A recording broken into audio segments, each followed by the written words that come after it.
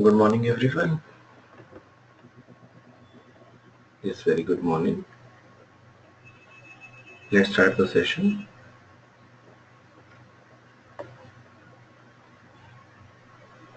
In the last class, we have finished with the topic that is views, that is virtual table, and how the views are used in SQL also. Yes. Now today's topic is the transactions. What are the various commit, rollback, transactions, how, why we use transaction, or how the transactions are fulfilled in the SQL. So let's begin with the transactions. Yeah, that consists of a sequence of the query or update, anything that you want. Okay. So let's begin with the session. A transaction consists of a sequence of query or update statements, and the SQL standards specify that a transaction begins implicitly when an SQL statement is executed. And one of the following SQL statement must end the transaction. There are two types of transaction as I discussed already. There are commit and the rollback. Commit means that is fulfilled or not. Rollback means taking out the bag. So commit the current transaction, that is it makes the update performed by the transaction that become permanent in the database. So this makes the terms, this makes the transaction, this makes any updation permanent in the database that is done by the commit. And after the transaction is committed, a new transaction is automatically started. Rollback means rollback to the or undoes all the updates that is available or undoes each and everything that is available on the SQL statements. Therefore, the database state is restored to was or what it was before the first statement of the transaction was executed. So it is executed at the first statement, it is executed at the first level, that is the rollback. So rollback means coming out to the stage where we've start, and commit means everything is done perfectly. That means going out, make the changes permanent, and go forward. That is a commit. Rollback means going backward. And the keyword work is optional in both the statement. We are not defining the keyword work that is mandatory over here. And keyword is or transaction rollback is useful if in the case of if some transaction or if some error occurred or if the error condition is rejected during the execution of a transaction. And commit is similar in a sense to saving the changes to a document that has been edited, while rollback is similar to quitting the edit session without saving the changes. And once a transaction has executed the commit work, its effect can no longer be undone by the rollback work. That effect is no longer be used, that is done by the rollback work. And database system also guarantees in case of any failure. If there is an error, if there is any failure in one of the SQL statements, or if there is a power failure, system crash, whatever, anything that has happened, so a transaction effects will be rolled back if it has not yet executed commit work. And in case of the power failure or other system crash, the rollback occurs when the system restarts. It automatically starts. We are not going to start with the rollback in case of the power failure of the system crash. It automatically works out. For example, consider a banking application where we need to transfer the money from one bank account to another in the same bank. To do so, we need to update two account balances, subtracting the amount from one account and adding it to the another. That means debit it from the one account, credit it from the credit to another account. And if the system crashes after subtracting the amount from the first account, it is debited but the system crash. But before adding it to the new account, the bank balance would be inconsistent. In the same way, if the second account is credited before subtracting, that is the system crash, thus also credited to the amount. In that cases, we are using rollback and the commit transactions. So as another example, consider a running example of university application. We assume that I attribute total credit of each table in the student relation is kept up to date by modifying it whenever the student successfully complete a course. And to do so, whenever the takes relation is updated to record successful completion of a course by a student, then corresponding student tuple must also be updated. That means, for example, if a student enters into the school, then admin fills each and every record. Now, for example, a student is promoted to the next class. The same records will be promoted, same records will be promoted, and so on. For example, if the parent asks for a change in the name, so we have to update the details. That is done by the update statement, that is done by the commit statement. And if the is issued to the student, then we go back to the previous transaction, that is by the rollback transaction. And by either committing the actions of a transaction after all its steps are completed out, or rolling back all its actions in case the transaction could not complete, database provides an abstraction of a transaction that has been atomic, that is indivisible. Either all the effects of the transaction are reflected in the data, or none are reflected within the rollback. Now, the best alternative to use is being atomic, or to allow the multiple express statement to be enclosed between the keyword bin or begin atomic and end, and all the statements between the keywords then form a single transaction.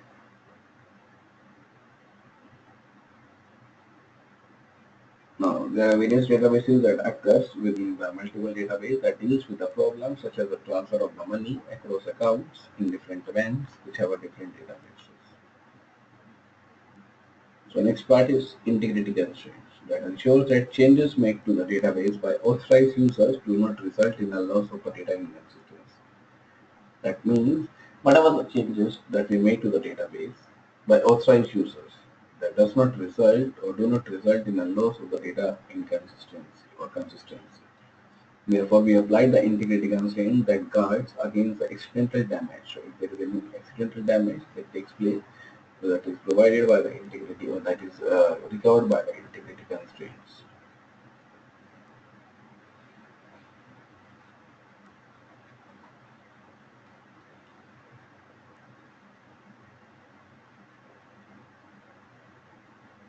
And examples of integrity constraints are: instructor name cannot be a null, no two instructors can have a same instructor ID.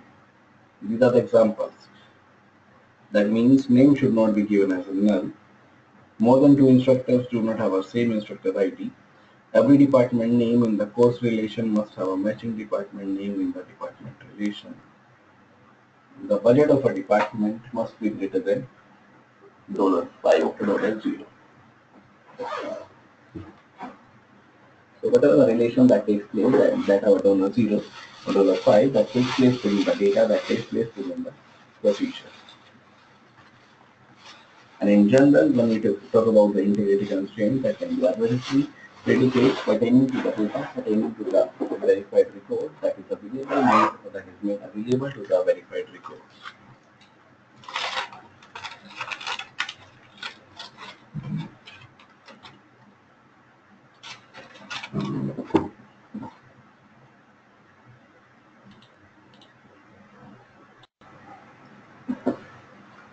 So let's start with the examples of integrity constraint that are: first is instructor name cannot be null, then no two instructors can have a same instructor ID, in every department name in the course ID, of course relation must have a matching department name in the matching department relation, then the budget of a department must be greater than, and in general, integrity constraint can be of the arbitrary predicate that pertaining to the database, but that can be very costly to test. Therefore, most database systems allows one to specify integrity constraint that can be tested with the minimum or minimal overheads.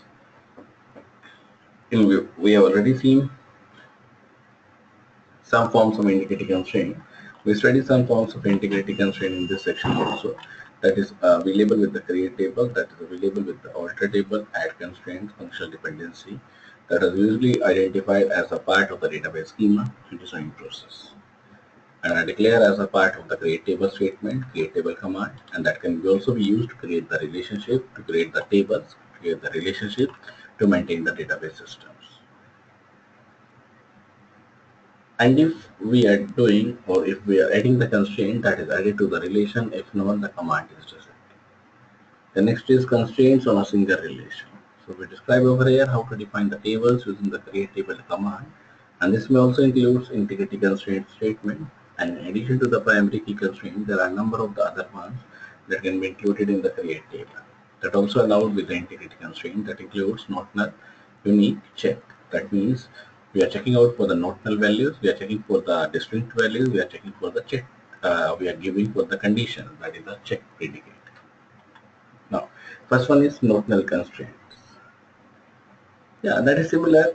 That means the values cannot be null or the fields cannot be null. So the null value is a member of all the domains, and as a result is a legal value for every attribute in SQL by default. And for certain attributes, however, null values may be inappropriate. Now, for example, when you talk about the tuple in a student relation where the name is not null, where the name is null. So it is possible to carry out the each and every step, to carry out each and every action when the name is null. In such case, without knowing the name of the student, it does not contain the useful information. So we would not want the department budget to be also null or the student name be null. In cases such as this, we wish to forfeit null values and can do so by restricting the domains of the attribute name and budget to exclude null values by declaring it. Now this is a name varchar 20 not null, budget memory 12 to not null. And this not null specification prohibits the insertion of a null value for the attributes, and any database modification that could cause a null to be inserted in an attribute declared to be not null generations. That is also one of the array diagnostic. And there are many conditions, situations where we want to avoid the null values. So in particular, SQL also prohibits the null values in the primary key of a relation schema. Therefore, in our university example, in the department relation, if a department or attribute department name is declared as a primary key for attribute, it cannot take a null value. As a result, it will not be declared explicitly to be the null.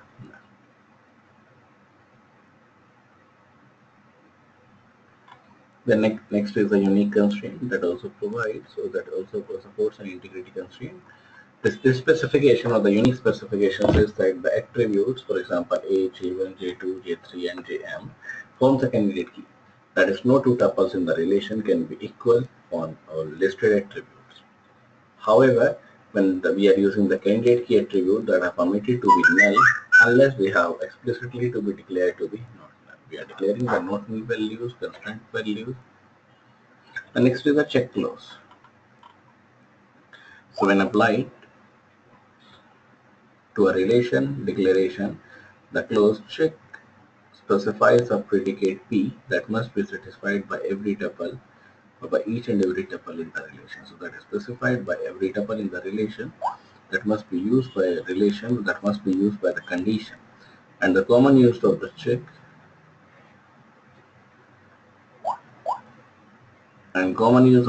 clause is to ensure that attributes values satisfy the specified condition.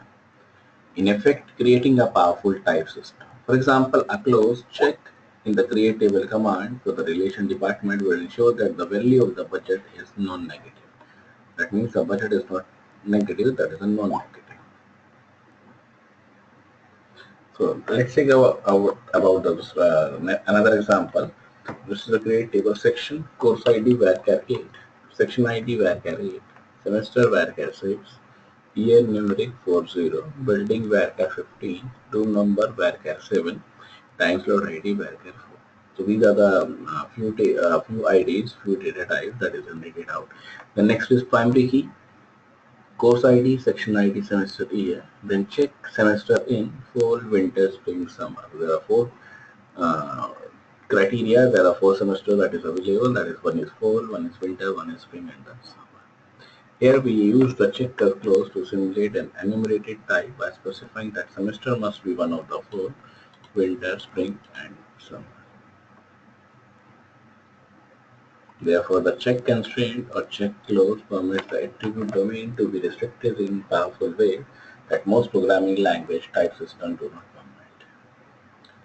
And the predicate in the check clause can, according to the SQL statement, be an arbitrary predicate that can include a subquery.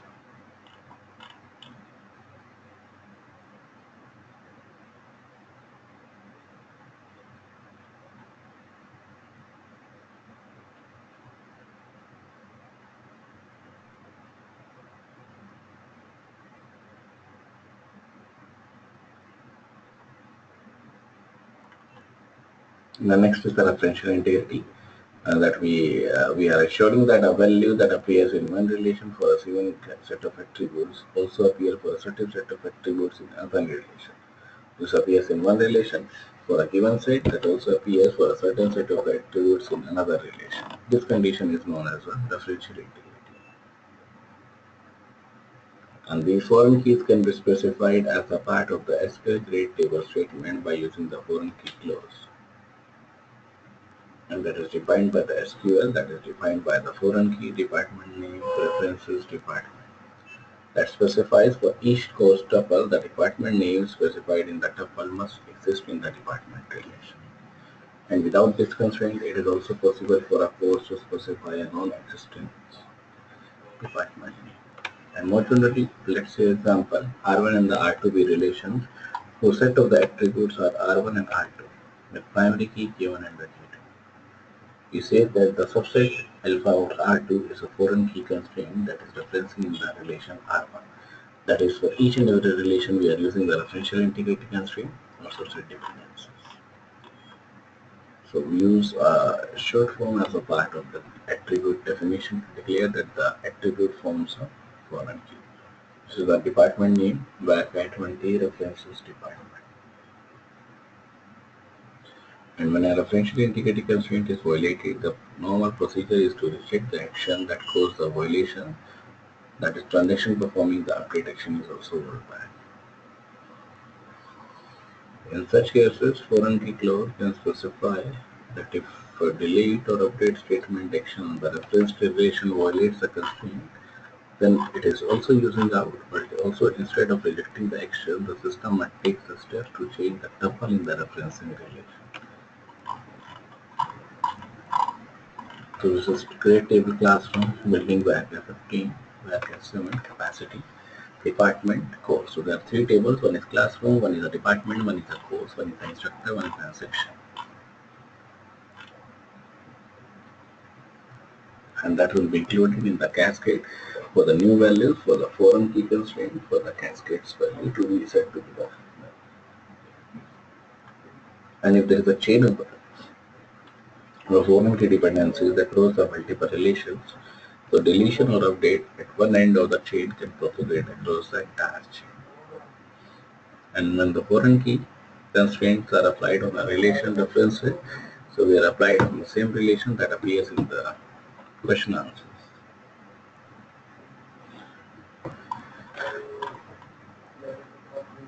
And then integrity constraint violation during a transaction.